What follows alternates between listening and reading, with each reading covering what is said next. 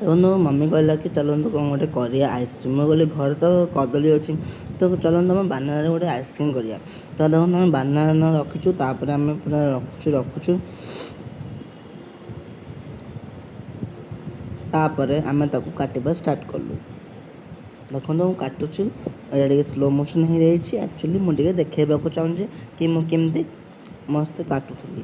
ତ ଦେଖନ୍ତୁ ଏଇଟା ସ୍ଲୋ ମୋସନ୍ ହେଇଯାଇଛି। ତାପରେ ଆମେ କାଟୁଛୁ ପୁରା ମସ୍ତ ସ୍ଲାଇଡ଼୍ରେ କାଟୁଛୁ।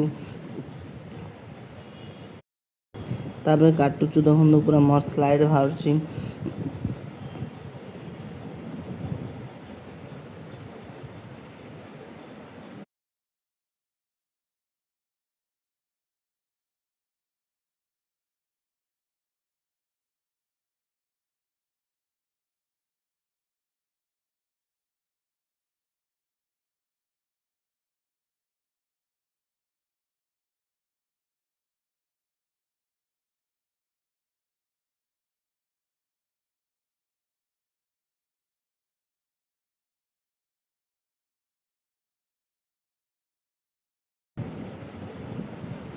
ତାପରେ ଆମେ ଦେଖନ୍ତୁ କାଟିଲୁ, ତାପରେ ମସ୍ତ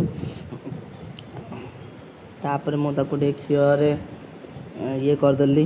ଦେଖନ୍ତୁ ଆପଣ ଦେଖନ୍ତୁ ଏଇଟା ମୁଁ କାଟି ସାରିଲା ପରେ ଆମେ ଗ୍ରାଇଣ୍ଡରରେ କ୍ଷୀର ପକେଇଲୁ, ଆଉ ତାର ମୁଁ ଟିକେ ଚକୋଲେଟ୍ ବି ପକେଇଲି। ଦେଖନ୍ତୁ କ୍ଷୀର ମସ୍ତରେ ପକାଇଲା କ୍ଷୀର ଆମର। ତାପରେ ମମି ଆମର ଦେଖୁଛି କି ଭଲ ହେଇଛି କି ନାହିଁ।